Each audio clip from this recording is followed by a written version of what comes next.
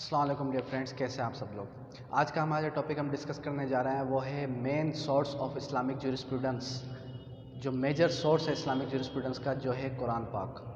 قرآن پاک کی آج ہم تعریف بھی بیان کریں گے، قرآن پاک کو as a source of Islamic jurisprudence بیان کریں گے۔ اب اسلامک جورسپروڈنس، اسلامک لا میں جو لا گیور ہے وہ ہے اللہ سبحانہ و تعالیٰ، یعنی اسلامی قانون جو نافذ کیا ہے سب سے پہلے، اور جو مین سورس ہے اسلام کا اور اسلامک جورسپروڈنس کا وہ ہے قرآن پاک۔ اس کے بعد ہے صحیح حدیث۔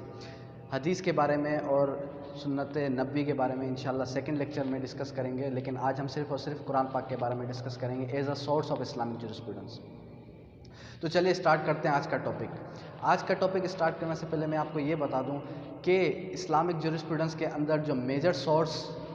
ہے وہ ہے قرآن پاک اینڈ صحیح حدیث۔ تو اللہ سبحانہ و تعالیٰ فرماتے ہیں سورۃ الانبیاء کے اندر، اللہ سبحانہ و تعالیٰ فرماتا ہے سورۃ الانبیاء کے اندر سورہ نمبر 23 آیت نمبر 30 کے اندر کہ یہ زمین جو ہے ایک برزخ تھی، یہ زمین جو ہے ایک برزخ تھی اور ہم نے اسے حکم دیا کن ہو جا اور یہ ہو گئی، یعنی کہ زمین اور آسمان ایک تھے، زمین اور آسمان ایک تھے، ہم نے اسے حکم دیا کہ علیحدہ ہو جاؤ اور یہ علیحدہ ہو گئی، اور پھر زمین یعنی کہ دنیا جو ہے وہ وجود میں آئی، جس کا ذکر جو ہے سائنسدان کرتے ہیں as a big bang theory. تو بگ بینگ تھیوری کا ذکر آج سے 1400 سال پہلے قرآن پاک کے اندر اللہ سبحانہ تعالیٰ نے بالکل واضح طور پہ فرما دیا گیا۔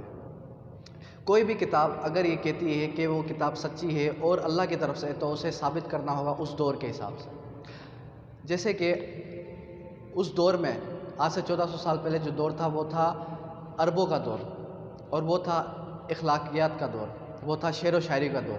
تو اس وقت کے دور میں قرآن پاک نے یہ ثابت کیا کہ یہ کتاب جو ہے اللہ سبحانہ تعالیٰ کی طرف سے۔ آج 1400 سال بعد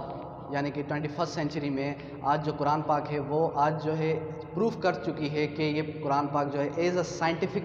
بینیفٹس، یعنی کہ سائنسی طور پہ بھی یہ پروف ہو چکا ہے کہ قرآن پاک جو ہے وہ اللہ سبحانہ تعالیٰ کی طرف سے ایک وحی کے طور پہ نازل ہوئی۔ کیوں؟ کیونکہ قرآن پاک کے اندر جو آیات ہیں وہ ہے 6666، 6666 آیات ہیں اور 114 صورتیں ہیں، جن آیات میں سے تقریباً 1000 آیات جو ہیں وہ بیان کرتی ہے سائنس کو۔ یہ قرآن پاک جو ہے وہ ایک سائنس کی کتاب نہیں ہے، یہ ہے ایک سائنس کی کتاب، یعنی کہ نشانیوں کی کتاب، معجزات کی کتاب۔ اور اس قرآن پاک میں جو ہے ہمیں 1000 آیاتیں جو ملیں گی وہ ملیں گی اباؤٹ سائنس۔ تو قرآن پاک کے اندر اللہ سبحانہ تعالیٰ جو ہے وہ چیلنج کرتے ہیں سورۃ البقرہ کے اندر آیت نمبر 23 کے اندر کہ کہہ دو ان سے جو اپنے آپ کو اعلیٰ مقام پر علم والے سمجھتے ہیں، کہہ دو ان سے کہ آپ جو ہے قرآن پاک جیسی ایک بھی آیات، قرآن پاک جیسی ایک بھی سورہ جو ہے وہ پیش کر کے دکھاؤ۔ اللہ سبحانہ تعالیٰ چیلنج کر رہے ہیں کافروں کو، مخالفین اسلام کو کہ آپ جو ہے قرآن پاک جیسی ایک بھی سورہ پیش کر کے لے آؤ، قرآن پاک جیسی ہو بہو نہیں لیکن قرآن پاک جیسی۔ اگر آپ جو ہے ایک بھی سورہ پیش نہیں کر سکے تو آپ جو ہے ایک آیت بھی ایسی لے آؤ جو قرآن پاک جیسی ہو، بٹ ڈیفینیٹلی آپ جو ہے نہیں پروف کر پاؤ گے، بٹ ڈیفینیٹلی آپ جو ہے ایک بھی آیت قرآن پاک جیسی نہیں لا سکو گے۔ تو قرآن پاک کے بارے میں اللہ سبحانہ تعالیٰ نے فرمایا ہے کہ یہ قرآن پاک ہم نے نازل کی حضرت محمد صلی اللہ علیہ وآلہ وسلم پر وحی کے طور پر، اور یہ قرآن پاک جو ہے وحی کے طور پر نازل ہوئی تھی حضرت محمد صلی اللہ علیہ وآلہ وسلم جو کہ آخری پیغمبر تھے دین اسلام کے۔ تو as a source of Islamic jurisprudence اگر ہم اسے دیکھیں تو قرآن پاک کے اندر ڈیفینیٹلی بتایا گیا ہے کہ قرآن پاک کے اندر ابتدا سے لے کے انسان کے شروعات سے لے کے انسان کے مرنے کے بعد تک کے معاملات۔ تو قرآن پاک کے اندر ہمیں یہ بتایا گیا کہ قرآن پاک کے جب انسان پیدا ہوتا ہے تو وہ 9 مہینے اپنی ماں کے پیٹ میں کس طرح رہتا ہے، اس کے بعد جو ہے وہ دنیا کے اندر آتا ہے، تو دنیا کے اندر اس کے معاملات، اس کی عبادات کے بارے میں ذکر کیا گیا ہے۔ تو اس کے اندر اگر ہم دیکھیں سب سے پہلے تعریف کی، تو قرآن پاک کی جتنی تعریف کی جائے اتنی کم ہے۔ قرآن پاک کی جتنی تعریف کی جائے، وقت نہیں ہے اتنا کہ میں جو ہے ساری کی ساری تعریفات بیان کروں۔ افسوس کی بات ہے کہ ہم مسلمان جو ہے قرآن پاک کو ترجمے کے ساتھ نہیں پڑھتے، جس کی وجہ سے ہم جو ہے بڑے غلط فہمیوں کا شکار ہوتے ہیں اور بڑے معاملات جو ہے ہم غلط کر بیٹھتے ہیں۔ ہمیں چاہیے کہ ہم قرآن پاک کو ترجمے کے ساتھ پڑھیں، تفصیل کے ساتھ پڑھیں، تاکہ ہم جتنے بھی معاملات اپنی زندگی میں کر رہے ہیں وہ جیسے اللہ سبحانہ تعالیٰ نے جس کے بارے میں حکم فرمایا ہے ہو بہو ویسے کریں۔ تو اس کے بارے میں اللہ سبحانہ تعالیٰ فرماتے ہیں سورۃ النساء سورہ نمبر 4 آیت نمبر 105 کے اندر کہ بے شک ہم نے نبی کریم صلی اللہ علیہ وسلم کے ساتھ ایک کتاب اتاری جو آپ لوگوں میں سے جس چیز کے مطابق تھی آپ ان میں سے اس چیز کا فیصلہ کریں تاکہ آپ جو ہے اپنی زندگی بسر کریں۔ زندگی بسر کرنے کے لیے اللہ سبحانہ تعالیٰ نے یہ وحی کے طور پہ قرآن پاک نازل کی تاکہ انسان جو ہے اپنی زندگی کو ایز پر ریکوائرمنٹ جو قرآن پاک میں بتائی گئی ہے ویسی گزاریں۔ تو یہ تھی تعریف قرآن پاک کی۔ اب آتے ہیں کہ عبادات کے بارے میں اللہ سبحانہ تعالیٰ کیا فرماتے ہیں۔ عبادات کے بارے میں اللہ سبحانہ تعالیٰ یہ فرماتے ہیں قرآن پاک کے اندر کہ جتنی بھی مخلوقات ہیں ان سب مخلوقات میں سے جو اشرف المخلوقات ہے وہ ہے انسان ذات۔ تو یہ قرآن پاک جو ہے صرف اور صرف مسلمانوں پر نہیں بلکہ ساری کی ساری انسانیت پر نازل ہوئی۔ تو اس کے اندر عبادات کے بارے میں اللہ سبحانہ تعالیٰ فرماتے ہیں کہ جو بھی عبادات ہم نے تمہیں ذکر فرمایا، جیسے کہ سورۃ البقرہ کے اندر اللہ تعالیٰ فرماتے ہیں جو دوسری صورت ہے قرآن پاک کی، اس کے اندر جو کہ سب سے بڑی صورت ہے قرآن پاک کی، اس کے اندر اللہ تعالیٰ نے فرمایا ہے کہ آپ جو ہے اپنی عبادات اس طرح کریں جس طرح کہ آپ نے اپنے پیغمبر کو دیکھا، یعنی کہ ہمیں نبی کریم صلی اللہ علیہ وسلم کی پیروی کرنی چاہیے۔ اور سورۃ البقرہ، سورۃ النساء اور سورۃ النور اور سورۃ آل عمران کے اندر جو ہے اللہ سبحانہ تعالیٰ نے فرمایا فاطیع اللہ فاطیع الرسول، یعنی کہ اللہ کی اطاعت کرو اور اللہ کے رسول کی اطاعت کرو، یعنی کہ قرآن پاک کی بات مانو اور صحیح حدیث کی بات مانو۔ تو عبادات کے بارے میں ذکر کر رہے تھے ہم کہ عبادات کے بارے میں اللہ تعالیٰ نے فرمایا ہے کہ جتنی بھی عبادات میں نے تمہیں بتائی ہیں ان عبادات پر کرو اور رکوع کرو اور سجدہ کرو صرف اور صرف ایک ذات اللہ سبحانہ تعالیٰ کو۔ تو اس سے یہ ثابت ہوا کہ ہمیں عبادات جو ہے عبادات میں سے کون کون سی عبادات ہیں، جیسے کہ ہم جانتے ہیں اسلام میں جو ہے سب سے پہلا مین جو عبادات ہے وہ ہے نماز کا حکم کئی بار جو ہے قرآن پاک کے اندر فرمایا گیا ہے، جس کے اندر ذکر آتا ہے کہ رکوع کرو اور سجدہ کرو، رکوع کرو اور سجدہ کرو، کہ ہمیں رکوع کرنا اور سجدہ کرنا ہے، صرف اور صرف جھکنا ہے کس کے سامنے؟ اللہ سبحانہ تعالیٰ کے سامنے۔ اس کے بعد ہے معاملات یعنی کہ ہماری عملی زندگی کے بارے میں۔ ہم جب انسان پیدا ہوتا ہے، پیدا ہونے کے بعد سے لے کے مرنے تک اس کے جو بھی معاملات ہیں، اس کے جو بھی معاملات ہیں لوگوں کے ساتھ اٹھنے بیٹھنے کے سارے معاملات ڈیفائن کیے گئے ہیں، جتنے بھی اس کی زندگی میں مراحل آتے ہیں، چاہے غم کے ہوں چاہے خوشی کے ہوں، سارے کے سارے مراحل کے بارے میں معاملات کے اندر ذکر کیا گیا ہے قرآن پاک کے اندر۔ جس طرح کے طلاق کا ذکر ہے سورۃ الطلاق کے اندر، جس طرح کے اور بھی ذکر ہیں، ٹھیک ہے۔ اس کے بعد ہے کہ معاملات کے بارے میں اللہ سبحانہ تعالیٰ فرماتے ہیں کہ اپنے معاملات اپنے والدین کے ساتھ اچھے رکھو، جس طرح سورۃ الانبیاء کے اندر سورۃ الانبیاء کے اندر آیت نمبر 123 کے اندر اللہ تعالیٰ فرماتے ہیں کہ اپنے ماں باپ کی خدمت کرو اور جب وہ بوڑھے ہو جائیں تو انہیں اف تک نہ کہو، یعنی کہ جواب دینا تو دور کی بات، اف تک نہیں کہنا۔ اف ہم تب کہتے ہیں جب ہم بیزار آ جاتے ہیں، اف تک نہ کہو۔ کیونکہ جب ہم دیکھتے ہیں کہ جب انسان اپنی بڑھاپے کی طرف آ جاتا ہے تو اس کی جو سائیکولوجی ہوتی ہے، اس کی جو مینٹیلٹی ہوتی ہے، وہ ایکٹس ایسے کرتا ہے جیسے کہ ایک بچہ بیہیو کرتا ہے۔ تو ہمیں اپنے بڑوں کا ادب کرنا چاہیے، ہمیں اپنے والدین کے ساتھ اچھے اخلاق کے ساتھ پیش آنا چاہیے، اپنے والدین کی عزت و احترام کرنی چاہیے۔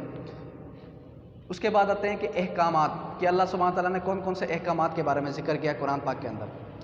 اللہ سبحانہ تعالیٰ نے ذکر کیا قرآن پاک کے اندر کئی احکامات کے بارے میں، جس طرح کے طلاق کے بارے میں ذکر آتا ہے کہ طلاق اپنی بیویوں کو جو ہے 3 ماہ کا عدت پیریڈ دو، جب بھی تم اپنی بیویوں کو طلاق دو تو اس کے بعد 3 ماہ تک رکو، 3 حیض یعنی کہ 3 ماہ تک رکو، تاکہ وہ جو ہے اگر 3 ماہ رکنے کے بعد 3 ماہ کے عدت پیریڈ تک تمہیں ویٹ کرنا، اس کے بعد جو ہے تمہاری طلاق پوری ہوگی، جس کا ذکر آتا ہے سورۃ الطلاق کے اندر، جس کا ذکر آتا ہے سورۃ البقرہ کے اندر، اور پورا کا پورا ڈیفائن کیا گیا ہے اس احکام کو، طلاق کے احکام کو۔ اور اس طرح سے کئی احکامات اللہ تعالیٰ نے فرمائے ہیں کہ مرنے کے بعد کی زندگی کے بارے میں، یہ دنیا جو ہے وہ فانی ہے۔ اللہ سبحانہ تعالیٰ فرماتے ہیں کہ یہ انسان جو ہے، انسان کے لیے ہم نے انسان کو اس دنیا کے اندر بھیجا تاکہ ہم جو ہے اسے پرکھ سکیں کہ کیا یہ انسان جو ہے اپنی عملی زندگی کس طرح گزارتا ہے، اچھی گزارتا ہے یا بری گزارتا ہے۔ جس طرح کہ سورۃ الملک کے اندر اللہ تعالیٰ فرماتے ہیں، سورۃ الملک آیت نمبر 2 کے اندر، کہ ہم نے تمہیں اس دنیا کے اندر بھیجا تاکہ تمہارا امتحان لے سکیں، so it means that this life is the test for the hereafter. یہ زندگی جو ہے وہ امتحان ہے آنے والی اگلی زندگی کے لیے. اگلی زندگی یعنی کہ موت کے بعد کی زندگی کے لیے. جس طرح کہ ہم ذکر کر رہے تھے کہ موت کے بعد کی زندگی کے لیے اللہ تعالیٰ نے یہ امتحان کیوں رکھا. اللہ تعالیٰ نے امتحان کیونکہ اللہ تعالیٰ تو پہلے ہی جانتا ہے کہ ہم انسان کس طرح بیہیو کر رہے ہیں, ہم انسان جو ہے وہ کس طرح کھا رہے ہیں, کس طرح پھر ہمارے بیہیویئر کیا ہے. تو اللہ تعالیٰ کو کیا جو ہے ضرورت پڑی ہمیں اس دنیا کے اندر بھیجنے کی, اس وجہ سے تاکہ ہم جو ہے یوم الدین آخرت کے دن پہ یہ نہ کہہ سکیں کہ ہمیں تو موقع ہی نہیں دیا گیا اپنے آپ کو سدھارنے کا, ہمیں تو موقع ہی نہیں دیا گیا دنیا کے اندر آپ کی عبادات کرنے کا. تو اللہ تعالیٰ نے یہ زندگی جو بالکل پرٹیکولر ایک ٹائم پیریڈ کی زندگی, بہت ہی چھوٹی زندگی ہے جو کہ تقریباً 50 سے 60 سال کی زندگی ہے, اس زندگی گزارنے کے لیے اللہ تعالیٰ نے سارے کے سارے احکامات بتا دیے گئے قرآن پاک کے اندر. اس کے بعد ہے احکام قرآن. قرآن پاک کے احکامات کیا کیا ہیں؟ قرآن پاک کے احکامات یہی ہے کہ ہمیں جو ہے زندگی بسر کرنے کے لیے والدین کے احترام کرنا چاہیے, ہمیں زندگی بسر کرنے کے لیے اور بھی جو ہے جو بھی معاملات اللہ تعالیٰ نے فرمایا ان معاملات پر کھرے اترنا چاہیے, جس طرح کہ نبی کریم صلی اللہ علیہ وسلم نے وضاحت کے طور پہ کر کے دکھایا کہ میری عملی زندگی میں جو تم دیکھتے ہو ویسے ہی عمل کرو جس طرح میں نے عمل کیا. اور اس کا اور ایک اور ذکر آتا ہے احکامات کے بارے میں کہ جس طرح کہ سورۃ النمل, نمل یعنی کہ چینٹی, سورۃ النمل کے اندر ذکر آتا ہے جو کہ ایک واقعہ ہے حضرت سلیمان رضی اللہ عنہ کا, جس کے اندر جو ہے ایک چینٹی جو ہے وہ چینٹی کو گائیڈ کرتی ہے کہ ہمیں اپنا لشکر جو ہے وہ کسی اور سائڈ پر لے جانا چاہیے تاکہ حضرت سلیمان علیہ السلام کا لشکر جو ہے وہ ہمیں کچل نہ دے, تاکہ حضرت سلیمان علیہ السلام کا جو لشکر ہے وہ ہمیں کچل نہ دے. اس طرح سے کئی سائنٹیفک ریزنز, اس طرح اور بھی کئی سائنٹیفک فیکٹس جو ہے بتائے گئے ہیں قرآن پاک کے اندر. وقت نہیں ہے کہ میں تفصیل سے ذکر کروں,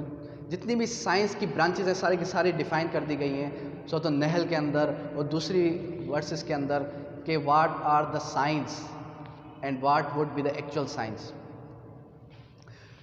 اور اس کے بعد ایک اور ذکر آتا ہے قرآن پاک کے بارے میں کہ قرآن پاک کے اندر اللہ تعالیٰ فرماتے ہیں کہ یہ قرآن پاک ہم نے نازل کی, یہ قرآن پاک ہم نے نازل کی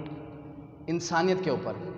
یہ قرآن پاک ہم نے نازل کی انسانیت کے اوپر. اور اگر ہم اس قرآن پاک کو کسی پہاڑ کے اوپر نازل کرتے تو یہ پہاڑ جو ہے ریزہ ریزہ ہو جاتا, اور ہم انسانوں کے اوپر اس کا ذرا بھی فرق نہیں پڑ رہا. یعنی کہ انسان ذات کے اوپر اس کا ذرا بھی فرق نہیں پڑ رہا کہ اس کے انسان ذات کے اوپر ایک قرآن پاک نازل ہوئی وحی کے طور پر, اور ہم جو ہے اس پر عمل نہیں کر رہے. تو ہمیں چاہیے, ہم مسلمانوں کو چاہیے کہ ہم جو ہے قرآن پاک کی ترغیب کریں ایک دوسرے کے ساتھ, اور جو ہے ہم قرآن پاک کو ترجمے کے ساتھ پڑھیں, تفصیل کے ساتھ پڑھیں, تاکہ ہم جو ہے اس دنیا میں اور آخرت میں فلاح پا سکیں. تو یہ تھا آج کا lecture about the Quran is the source of Islamic jurisprudence. تو جس کے اندر ہم نے ذکر کیا تفسیر, جس کے ہم نے ذکر کیا عبادات, معاملات, احکامات کے بارے میں, اور احکام قرآن کے بارے میں کہ قرآن پاک کے کیا کیا احکامات بتائے گئے ہیں اللہ سبحانہ تعالیٰ کی طرف سے. تو قرآن پاک جو ہے وہ ایک میجر سورس ہے as per Islamic jurisprudence. Islamic jurisprudence کے اندر جو ہے ایک میجر رول ادا کرتا ہے قرآن پاک. تو جتنے بھی معاملات ہوتے ہیں وہ قرآن پاک کو مد نظر رکھتے ہوئے ہی معاملات جو ہے وہ اسلامک جورسپروڈنس میں دیکھے جاتے ہیں. So this was my lecture regarding Quran as per Islamic jurisprudence. Thank you, that's all.